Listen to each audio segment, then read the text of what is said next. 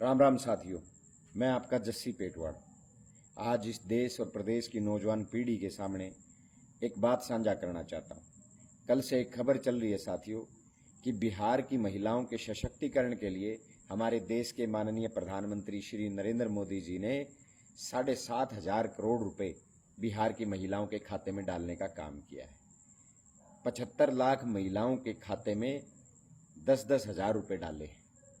मैं हैरान हूं और आप समझ गए होंगे कि बिहार का नाम मैं इसलिए ले रहा हूं क्योंकि बिहार में 2 महीने बाद विधानसभा के चुनाव होने हैं।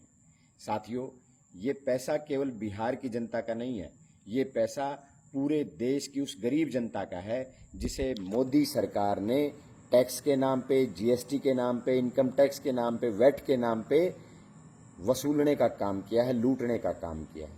साथियों, जहां सुबह टूथब्रश से लेकर के रात के सोने तक, जहां जीने से लेकर के मरने के कफन तक के ऊपर मोदी सरकार ने इस देश की गरीब जनता से टैक्स वसूलने का काम किया है और उस टैक्स से 7,500 करोड़ रुपए माननीय मोदी जी ने बिहार में 2 महीने बाद इलेक्शन है इसलिए बिहार की महिलाओं के खाते में डालने का काम किया है। ये सरासर और सीधी वोट खरीदने का मामला बनता है। साथियों, मोदी जी को 5 साल तक तो बिहार की महिलाएं याद नहीं आई। 11 साल में एक बार भी नरेंद्र मोदी जी ने बिहार के विकास के लिए या बिहार के सशक्तिकरण के लिए एक सिंगल बैठक तक नहीं की है।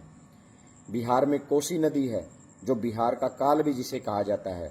हर साल बिहार के 15 से ज़्यादा जिलों में किसानों की फसलें बर्बाद हो जाती हैं, मजदूरों के घर बह जाते हैं, लेकिन नरेंद्र मोदी जी ने एक बार भी लगभग 12 साल में बिहार को पैसा नहीं दिया है क्योंकि चुनाव है बिहार में 2 महीने बाद। इसलिए नरेंद्र मोदी जी ने इस देश की गरीब जनता की गाढ़ी कमाई को बिहार की महिलाओं के खाते में डालने का काम किया है।